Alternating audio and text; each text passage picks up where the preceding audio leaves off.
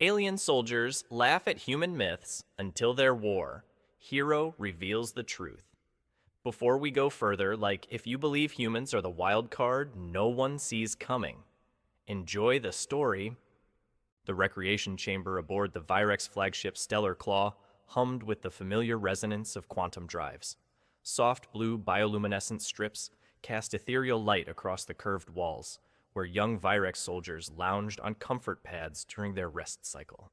Their iridescent scales caught the light as they shared stories, mandibles clicking with amusement. Scout Jack stretched his forearms antenna, twitching with barely contained laughter. "I accessed the human archives yesterday," he said, his voice carrying the confident tone of youth. "These creatures actually believe they can fight with severed limbs. Can you imagine something so absurd?" Engineer Rix clicked his mandibles in derision. "That's nothing.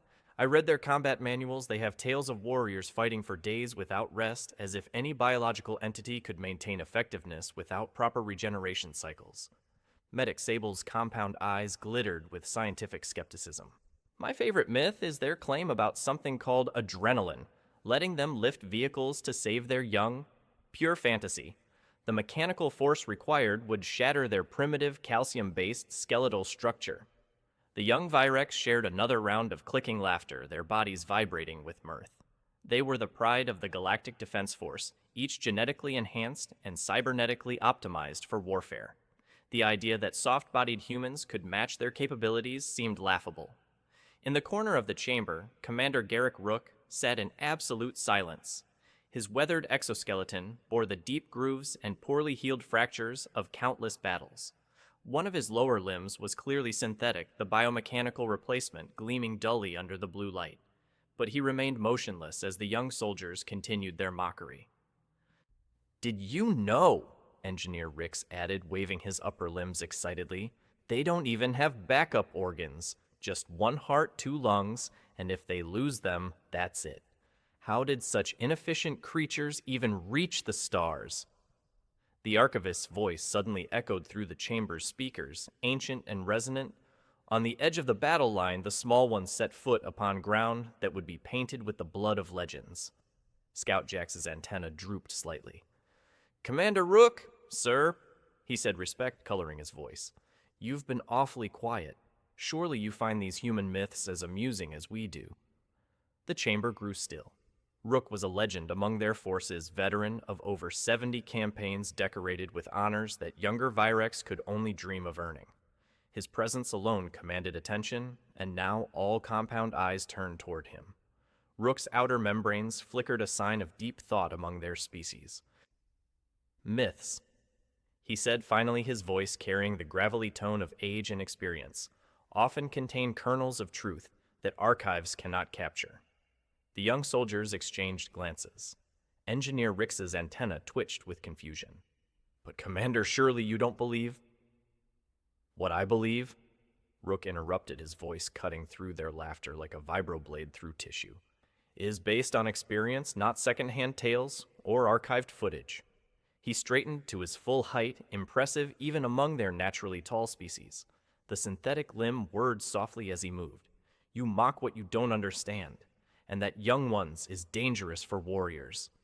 The recreation chamber's atmosphere shifted palpably. Scout Jax leaned forward, curiosity overtaking his earlier amusement. "Commander, have you actually encountered humans in combat?"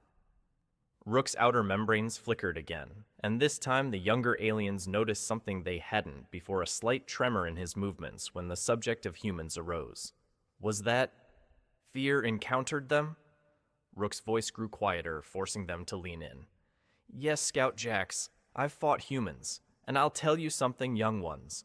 There's a reason we have peace treaties with them now. There's a reason why our high command strictly enforces those treaties, why violation of human territorial boundaries carries automatic court-martial." The recreation chamber grew so quiet that the ship's quantum drive seemed loud in comparison. The earlier mockery felt suddenly childish as they watched their decorated commander's reaction. Would you tell us about it, sir?" Medic Sable asked, her voice barely above a whisper. Commander Rook looked at each of them in turn, his compound eyes reflecting the blue light. The young soldiers felt the weight of his gaze, heavy with experiences they couldn't begin to imagine. "Perhaps," he said finally, "it's time you learned the truth about humans. But I warn you, after this, you won't find their capabilities amusing anymore." The young Virex gathered closer, their earlier laughter forgotten, as Commander Rook prepared to share his story. The atmosphere in the recreation chamber had shifted from jovial mockery to tense anticipation. Rook's outer membranes rippled with remembered unease. "It was 37 cycles ago during the expansion wars," he began. "My unit was considered elite, the Stellar Talon Division. We'd never failed a mission, never lost a significant engagement. Our bodies were perfectly engineered for combat, our technology superior to anything we'd encountered. Pride Young Ones was our first mistake." Engineer Rix shifted uncomfortably. "What was your mission, Commander Tets?" "We received orders to investigate a human research outpost on the Outer Rim," Rook continued. "Intelligence suggested it was lightly defended, just a handful of scientists with basic security protocols. Our objective was simple: capture their technology and any survivors for study. The High Command wanted to understand how such a primitive species had achieved faster-than-light travel." Scout Jax's mandibles clicked skeptically. "It should have been routine." "That's what we thought." Rook's voice carried a bitter edge. 12 of us dropping from orbit in stealth pods.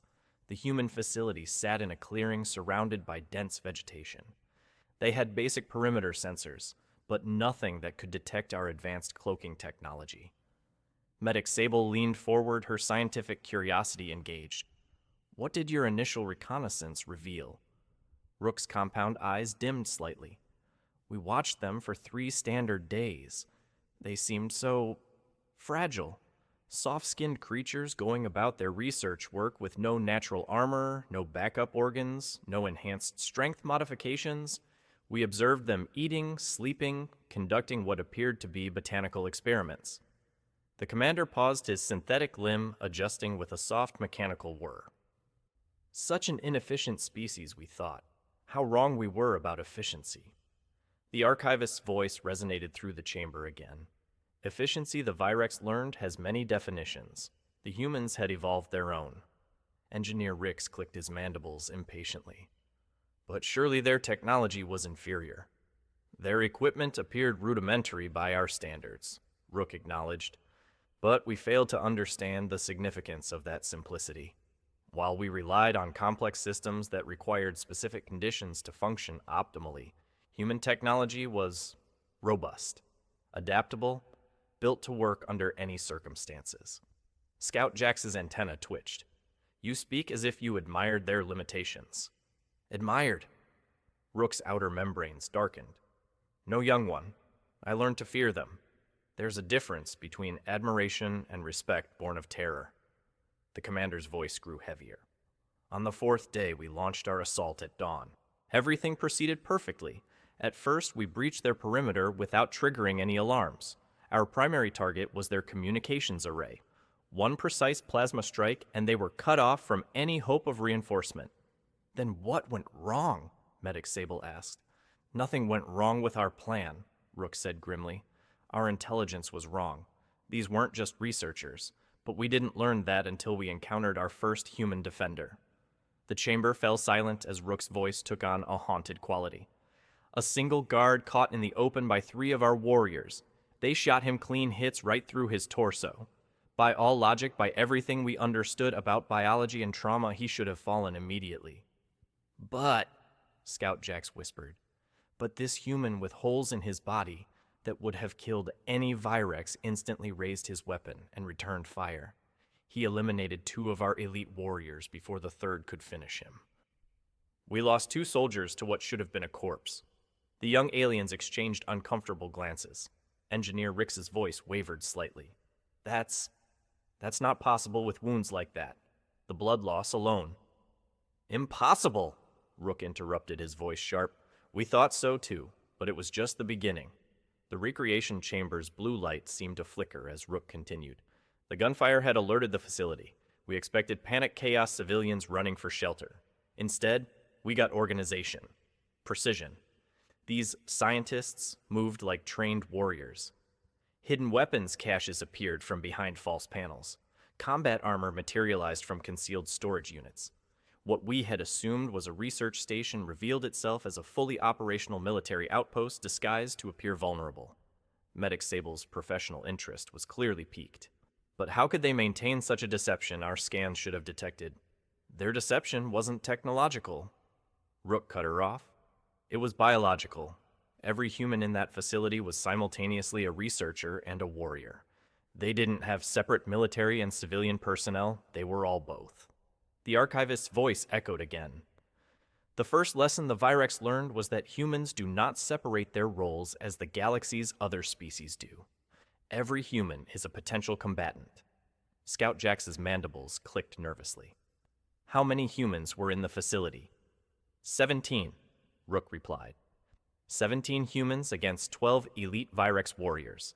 By any rational calculation, it should have been a massacre in our favor. The commander's outer membranes rippled with remembered shock. We shot them again and again. They kept fighting. One human took a plasma bolt to the arm. The limb was practically vaporized. She cauterized the wound herself with a heated piece of metal and continued firing with her remaining arm. Another had his leg shattered by our heavy weapons. He dragged himself to a defensive position and held it for 20 minutes, eliminating 3 more of our warriors before finally succumbing to blood loss. The young Virex shifted uncomfortably as their commander's voice grew distant. We'd never seen anything like it. These weren't the weak, fragile creatures our intelligence had described. They were something else entirely. By the time we secured half the facility, Rook continued, we'd lost 7 of our 12-member team. 7 elite warriors against what we thought were simple scientists. Engineer Rix's voice was barely audible. What happened to the others? Rook's compound eyes focused on something beyond the chamber walls. Then we met their security chief, a human male who would teach me the true meaning of terror. But that story, that's what changed everything. The recreation chamber filled with tense silence as the young soldiers absorbed this information.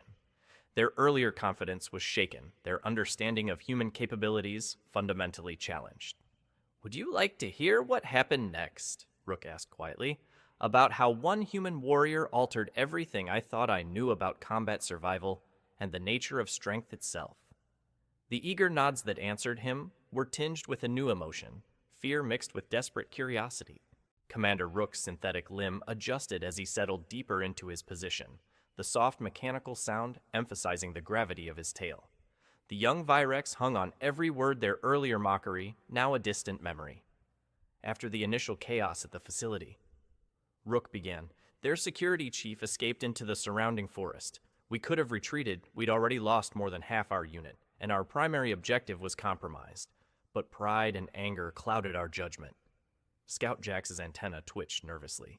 You pursued him. 5 of us left still confident in our superior tracking abilities and enhanced senses. Rook nodded grimly. We followed his blood trail through the dense vegetation. The human had been hit at least 3 times during the facility breach, severe wounds that should have incapacitated any rational being.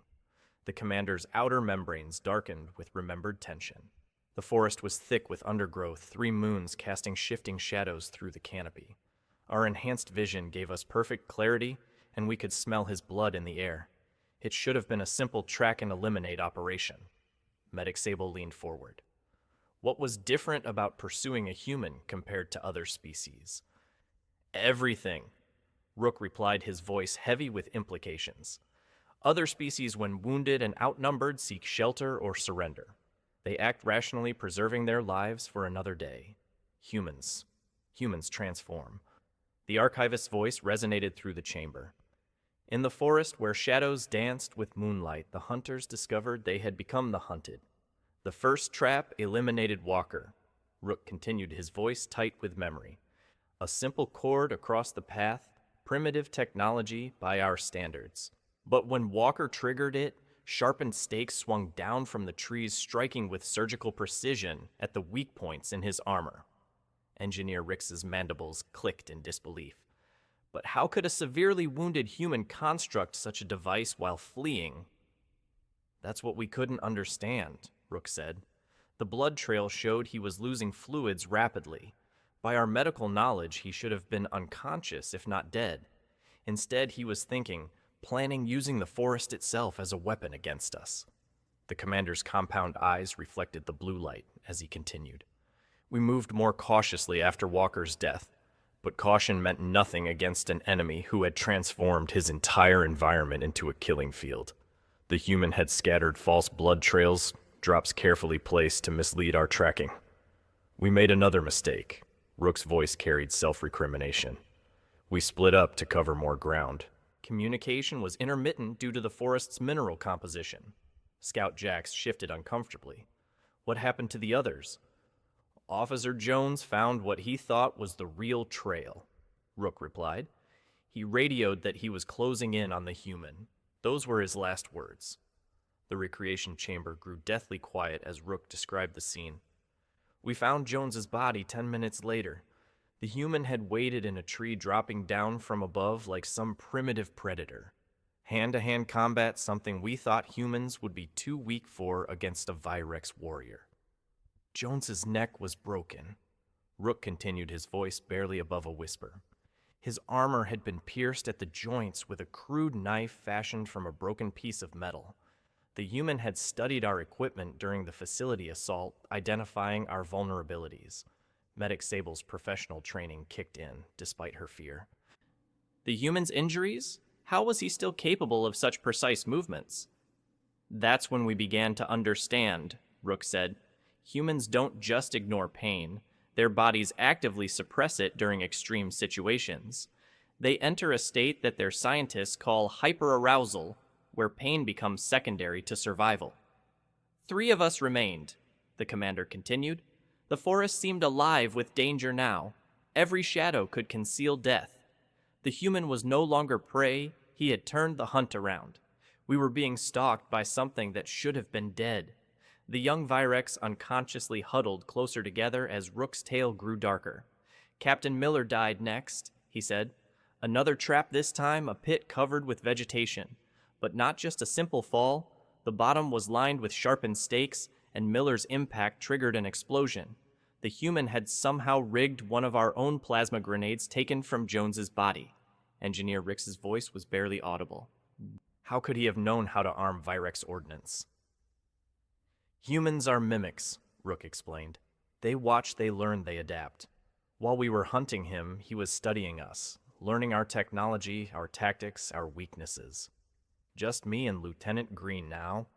Rook continued, his synthetic limb whirring softly as his tension increased. We could hear sounds in the forest, deliberately made sounds. The human was toying with us, drawing us deeper into his killing ground. Green snapped. The commander's voice grew heavy with regret. The psychological pressure of being hunted by what should have been easy prey broke him. He started firing randomly into the trees, screaming about demons and monsters lurking in every shadow. Scout Jax's mandibles clicked anxiously. What happened to Lieutenant Green? The shot that killed him came from behind us, Rook replied. Somehow the human had circled around while we were distracted by our own fear.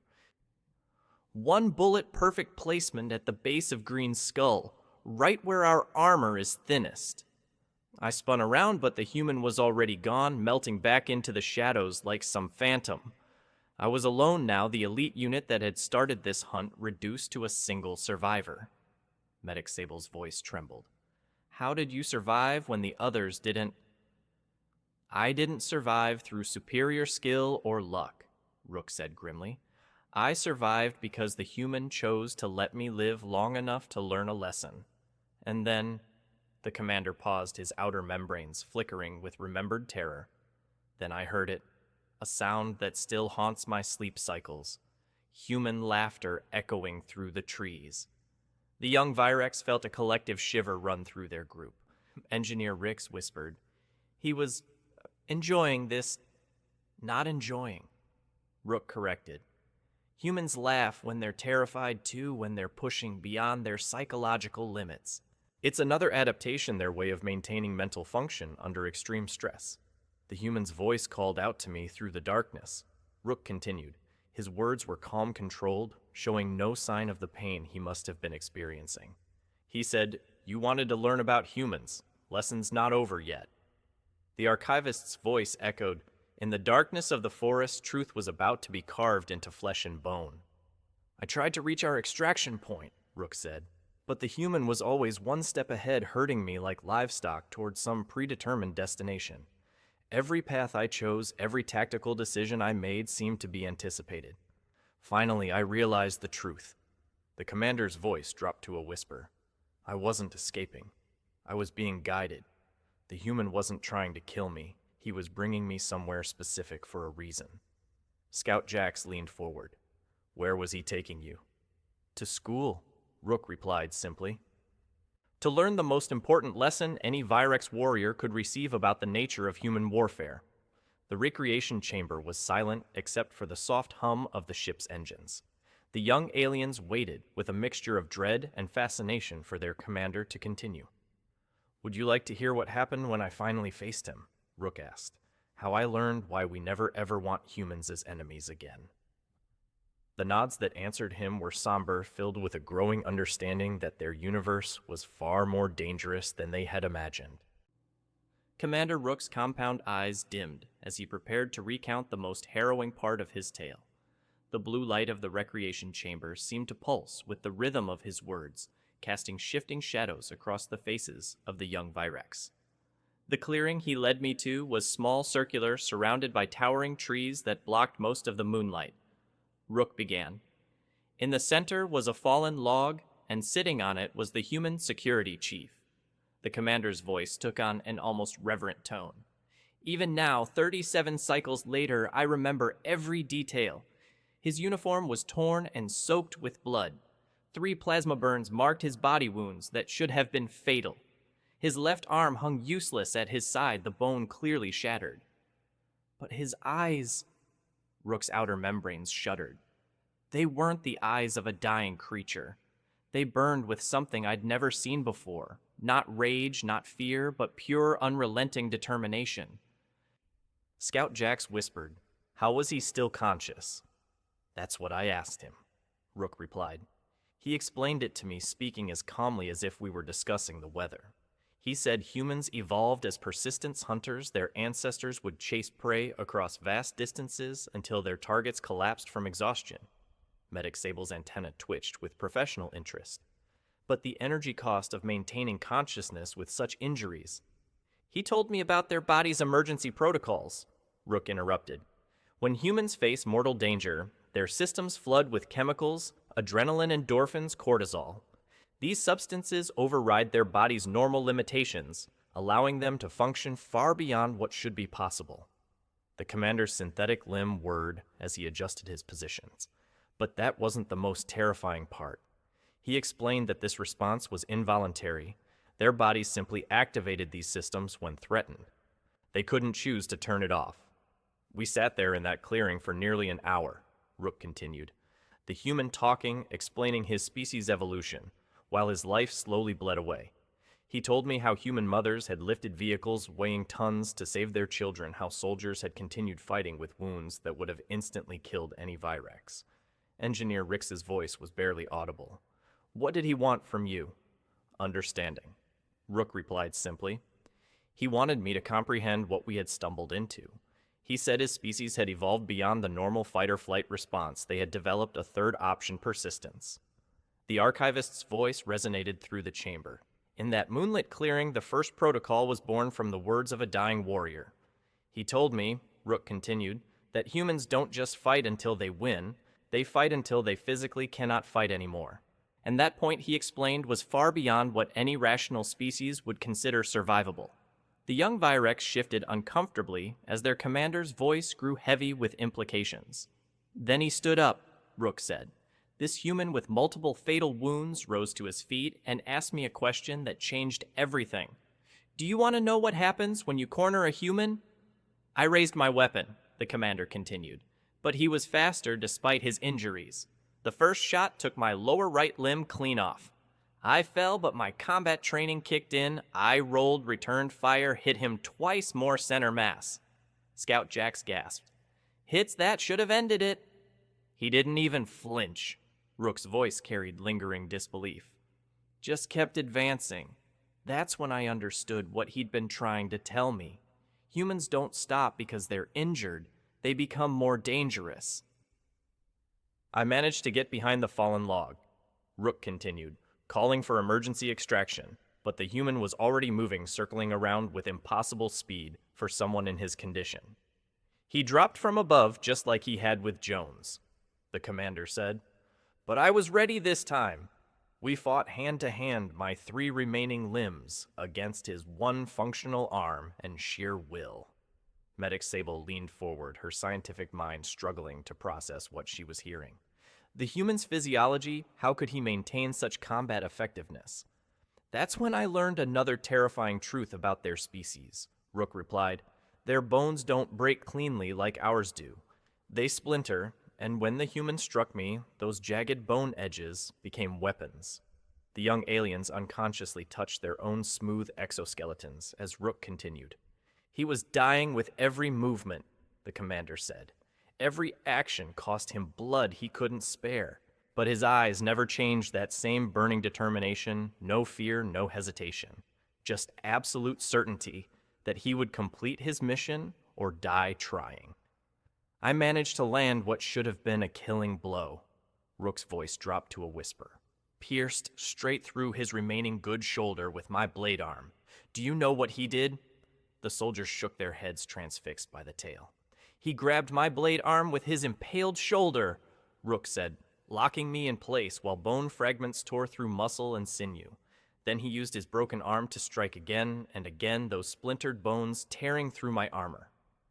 The pain was beyond description, the commander continued, but I couldn't break free. His grip was like industrial steel powered by chemicals I couldn't comprehend. Engineer Rix's mandibles clicked nervously. How did you escape? My emergency extraction team arrived, Rook replied. They heard the commotion and found us locked together in what looked like a death embrace.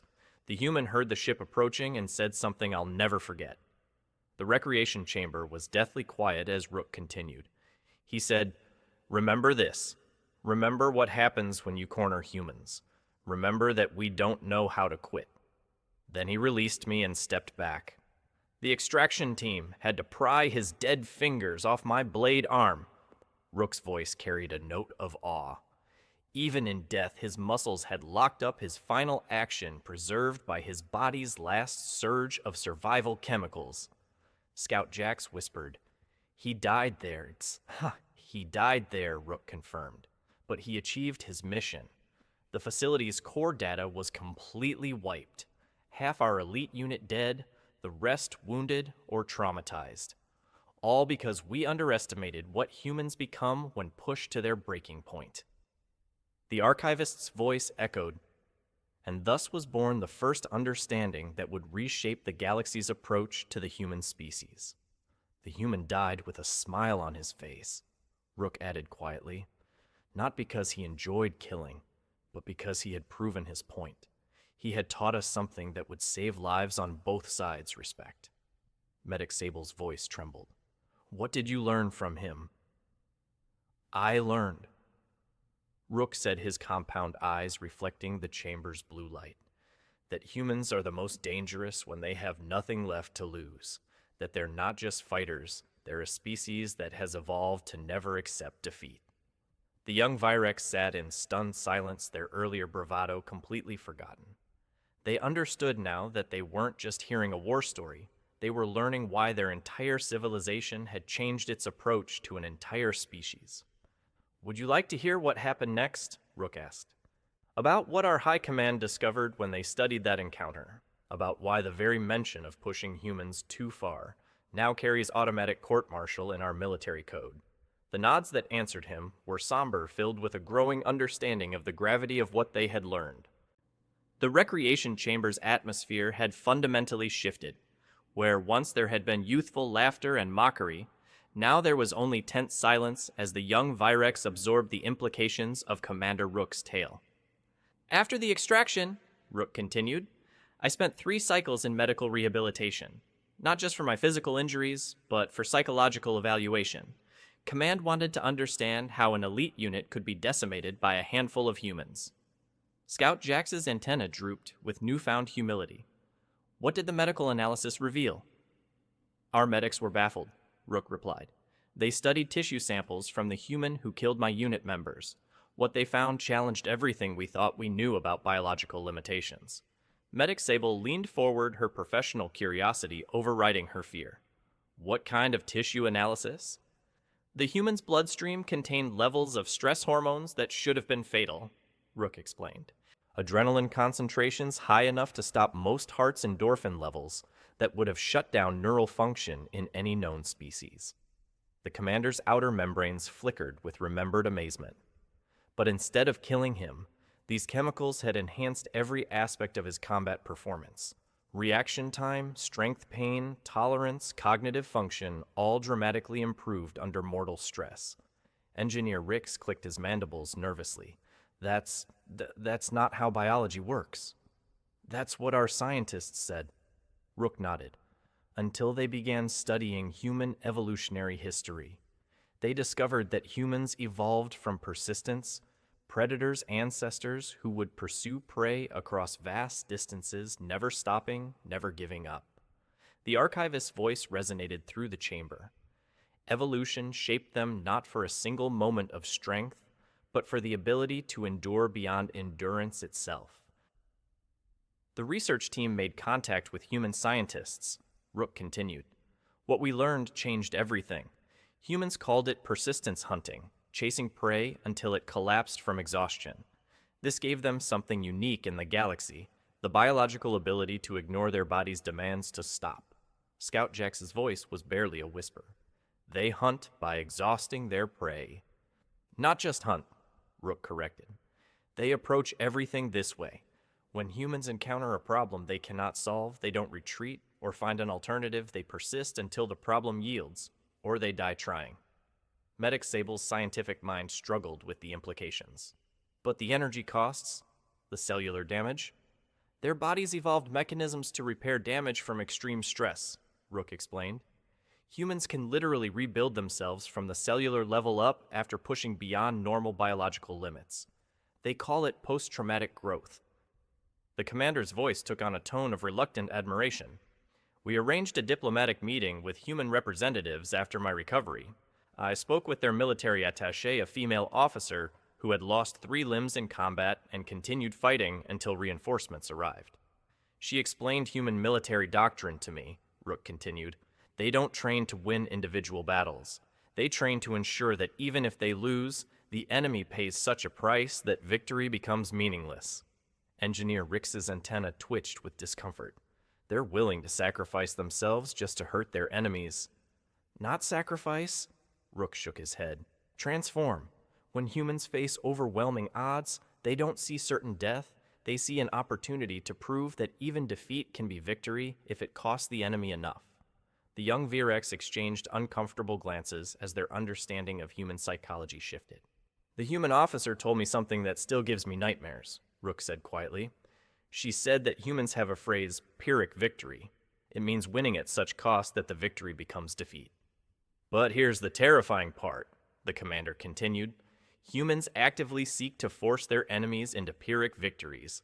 They would rather die fighting than accept subjugation, and they structure their entire military doctrine around making any conquest of human territory cost more than it could ever be worth. Our high command ran simulations after studying my encounter, Rook said. Full-scale war scenarios between the Virex Confederacy and human space. Scout Jax leaned forward. What did the projections show?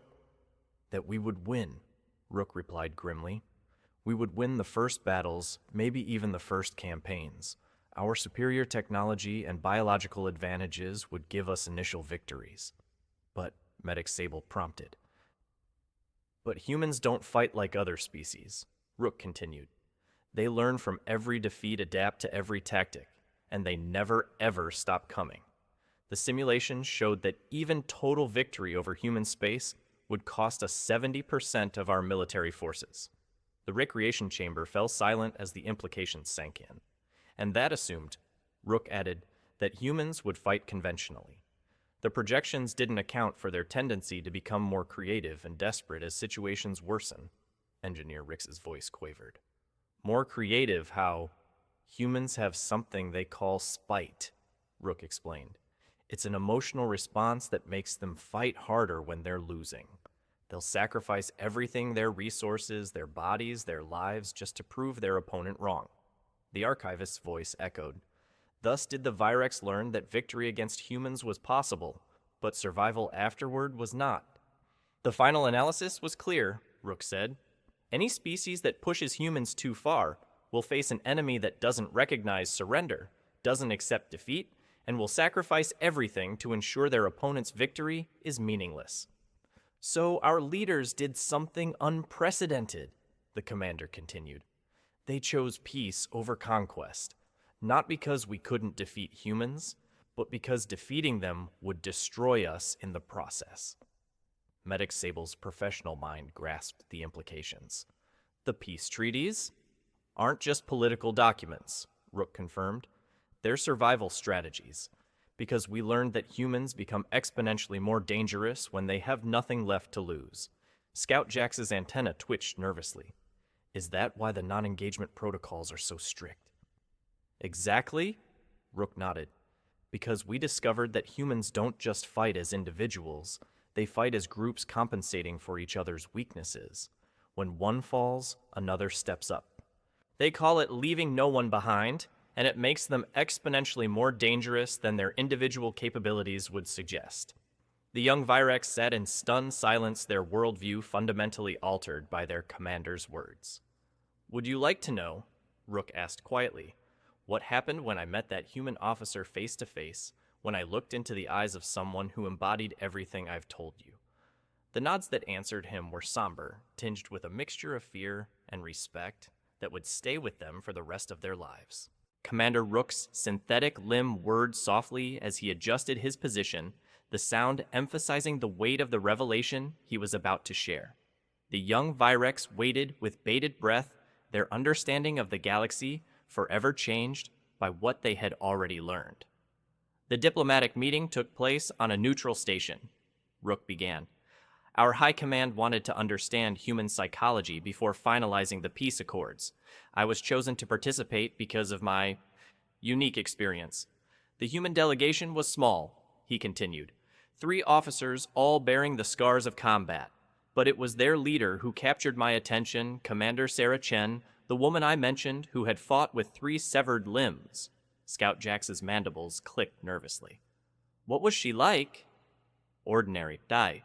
Rook replied, and the simplicity of that word carried profound implications.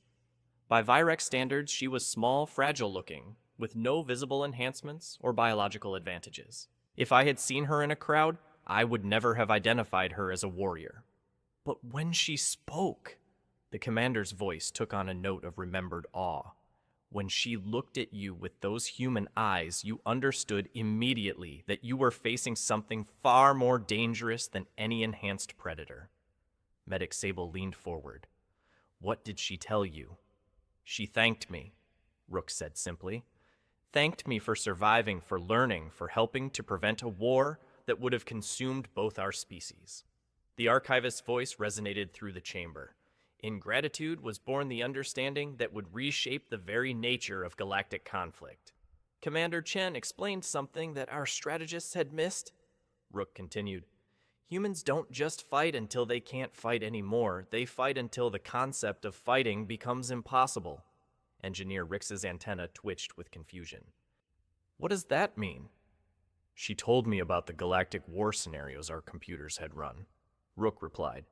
The projections that showed we would eventually win through superior technology and numbers. Then she asked me a question that still haunts me. What happens when you've killed every human soldier? The young Virex exchanged puzzled glances. Scout Jax voiced their confusion. Then the war ends. That's what we thought, Rook said grimly. But Commander Chen explained that humans don't distinguish between soldiers and civilians the way other species do. Every human is trained from childhood in basic combat techniques, survival skills, and resistance tactics. She said, Rook's voice dropped to a whisper, that killing every human soldier would only mean fighting every human civilian. And when you've killed them, you'd face their children trained from birth, to hate their oppressors. The implication struck the young Virex like a physical blow. Medic Sable's voice trembled. They would turn their entire species into soldiers. Not turn into... Rook corrected. They already are. Humans don't have soldiers, and civilians, they have active military and reserve military. Every human farmer knows how to construct explosives from agricultural chemicals. Every human engineer can build weapons from industrial components. Commander Chen showed me recordings from their history, Rook continued. Species that had conquered human colonies thinking they'd won easy victories. The occupying forces found themselves fighting an enemy that appeared from nowhere, struck without warning, and melded back into the civilian population. Engineer Rix's mandibles clicked anxiously. How long could they sustain such resistance? Forever, Rook replied simply, because they're not fighting for victory in any conventional sense. They're fighting to make the cost of occupation exceed any possible benefit. But there was something even more terrifying. Rook said, his outer membranes darkening with memory. Commander Chen explained that humans had studied the Galactic War scenarios too. They had reached the same conclusions as our strategists. And, Scout Jax prompted, and they had prepared accordingly. Rook's voice carried a note of horrified respect. They had already begun dispersing their population, hiding industrial capacity, and preparing for asymmetric warfare on a galactic scale. She told me. The commander continued that humans had developed something called the Scorched Earth Protocol. If faced with extinction, they would systematically destroy everything of value in human space before the enemy could claim it. Medic Sable's scientific mind recoiled from the implications. They would destroy their own worlds. Not just destroy. Rook shook his head. They would make them uninhabitable for anyone. Biological weapons tailored to specific non-human physiologies, nanomachines that would consume certain types of technology, gravitational anomalies that would make systems inaccessible. The most chilling part, he continued, was that they wouldn't wait until defeat was certain. Commander Chen explained that the protocol would activate the moment human leadership concluded that survival was impossible through conventional means. The young Virex sat in stunned silence, grappling with the concept of a species willing to destroy everything rather than accept subjugation. But the worst revelation, Rook said quietly, was yet to come. Commander Chen asked if I wanted to know what humans called their contingency plan for the total destruction of galactic civilization. Engineer Rix's voice was barely audible. What did they call it? The Pandora Option, Rook replied, named after an ancient human myth about curiosity unleashing uncontrollable forces. If humans faced species-wide extinction, they would use their final moments to ensure that galactic civilization itself would not survive their passing. The archivist's voice echoed with ominous finality. And thus did the galaxy learn that the extinction of humanity would mean the extinction of all. She explained it matter-of-factly, Rook continued, as if discussing the weather. Humans had identified the key technological and social dependencies that held galactic civilization together. In their final moments, they would systematically target these dependencies, ensuring that even their killers would face technological collapse and social chaos. Scout Jax's antenna drooped with horrified understanding. They would bring everyone down with them. Not out of spite, Rook clarified, but as a final lesson. Commander Chen said that humans believed galactic civilization needed to learn that genocide has consequences that extend far beyond the immediate victims. The meeting ended. Rook said with Commander Chen making a simple statement that summarized everything we had learned about her species. We don't want to be your enemies. But if you force us to be, you'll discover that humans are very good at being exactly the kind of enemy no one survives. The recreation chamber was silent, except for the soft hum of the ship's engines. The young Virex struggled to process the magnitude of what they had learned about the seemingly fragile species they had been mocking hours earlier. That's when our high command made the decision, Rook concluded, that led to the comprehensive peace accords we maintain today. Not because we feared human military might, but because we finally understood that humans are the only species in the galaxy genuinely willing to choose mutual annihilation over subjugation. Medic Sable whispered, and that's why the non-engagement protocols exist to prevent us from ever pushing humans to the point where they stop caring about their own survival, Rook confirmed, because a species that refuses to lose is one you can never truly defeat. The weight of this knowledge settled over the young soldiers like a heavy blanket, forever changing their understanding of courage, war, and the price of victory. The recreation chamber had grown heavy with the weight of revelation. Commander Rook looked at each young Virex in turn, seeing in their compound eyes the fundamental shift in understanding that he had hoped to achieve. The peace accords were signed 3 cycles after my meeting with Commander Chen. Rook began his voice, carrying the gravity of historical significance. But our high command knew that documents alone wouldn't prevent future conflicts. Knowledge had to be preserved, passed down, embedded in our military culture. Scout Jax's antenna twitched with curiosity. How do you preserve something like this?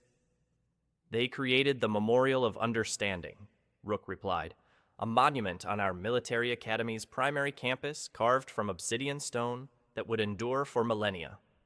The archivist's voice resonated through the chamber. In stone, eternal wisdom carved lest the lessons of blood be forgotten by time's passage. The central sculpture, Rook continued, depicts a human figure.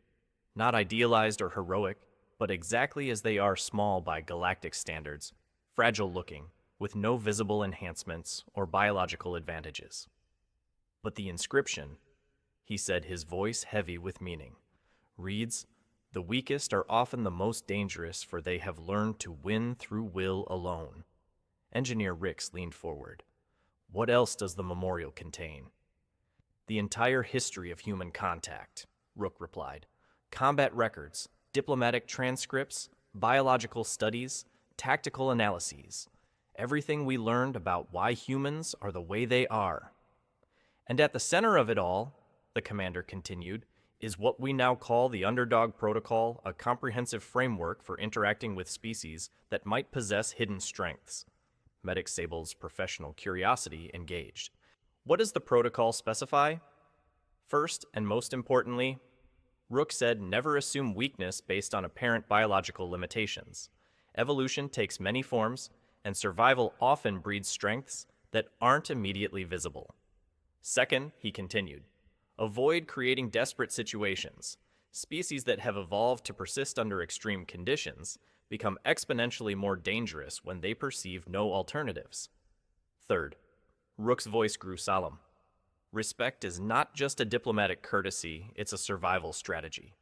Underestimating an opponent based on prejudice or assumption has been the downfall of more advanced civilizations than any other single factor. Scout Jax's mandibles clicked thoughtfully. The protocol applies to more than just humans. Absolutely, Rook nodded.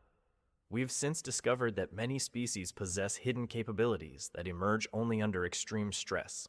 The humans taught us to look beyond surface appearances and technological assessments. The archivist's voice echoed. Thus did one species' resistance reshape the galaxy's understanding of strength itself. The protocol has prevented 7 potential conflicts in the past 3 decades. Rook continued. Each time our forces identified a species that appeared weak but showed signs of the psychological resilience that makes conquest costlier than peace. But the most important part of the memorial, the commander said, his voice dropping to a reverent whisper, is the wall of names. Engineer Rix leaned forward. Whose names? Every Virex who died learning about human capabilities, Rook replied. My unit members, scouts from other encounters, diplomats who underestimated human negotiators. Their sacrifice taught us lessons that have saved thousands of lives on both sides. And at the end of the wall, he continued, is the name of the human who taught me the most important lesson of all, Lieutenant Colonel Marcus Webb, the security chief, who died in that forest clearing. The young Virex felt a collective moment of silence for warriors they had never known, whose deaths had prevented wars they would never fight. Every new class of military cadets visits the memorial, Rook explained. They read the accounts, study the tactical analyses, and learn why the phrase just humans is considered one of the most dangerous assumptions in modern warfare. But perhaps the most sobering part of the memorial, Rook continued, is the final inscription written by Commander Chen herself during the peace negotiations. What does it say? Scout Jax asked quietly. Remember that every species believes itself to be the protagonist of the galaxy's story. The wise understand that strength comes in many forms, and the strongest among us are often those who appear to have the least to offer. The commander's outer membranes flickered with remembered emotion. She also added a personal message for future Virex officers. We don't seek to be feared, we seek to be understood. Understanding prevents the tragedies that create the kinds of stories I hope you never have to tell. Medic Sable's voice carried new respect. She was trying to prevent future conflicts.